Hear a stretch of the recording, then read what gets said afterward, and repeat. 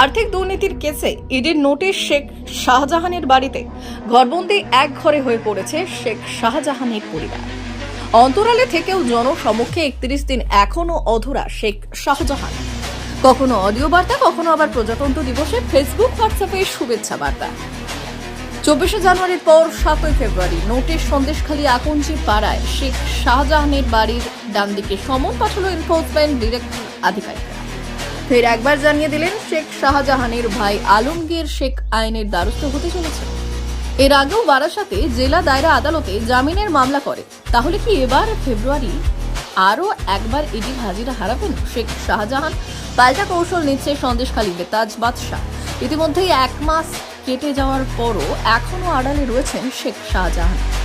কিন্তু বিরোধীরা বলছে সন্দেশখালীতে বহাল তবিয়তে রয়েছেন দাপুটে তৃণমূল নেতা শেখ শাহজাহান। বৌদি বলছেন, আমরা এক ঘরে ঘরবন্দি হয়ে পড়েছি, পুলিশের আনাগোনা, বাইরে বের হতে পারছি না, আত্মীয় স্বজন ভয়তে বাড়িতে আসছে না, গ্রামবাসীরা উঁকি মেরে দেখছে। যতদিন যাচ্ছে তত আমরা মানসিকভাবে ভেঙে পড়ছি, কবে থেকে বের হতে পারবো তাও জানি না।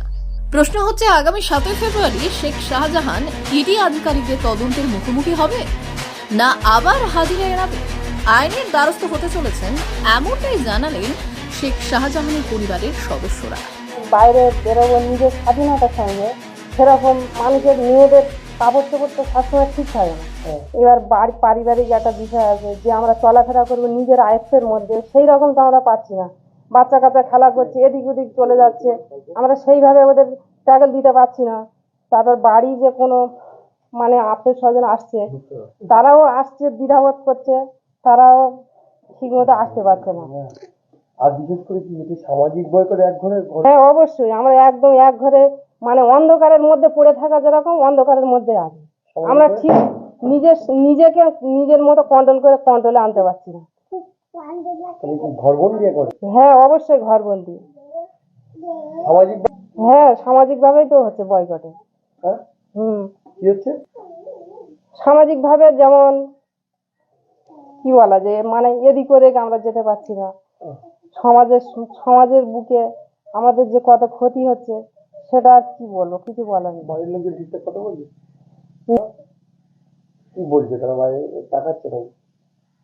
অনেক লোকও ভীষণ ভয় করছে, মানে যারা মানে নিজেদের যে রক্তের আছে, মানে আত্মীয় স্বজনরা আছে, তারা এই মানে ফ্যামিলির মধ্যে আসতে তারা দ্বিধাবোধ করছে, তারা একটা আতঙ্কের মধ্যে আছে, কথাও বলছে না।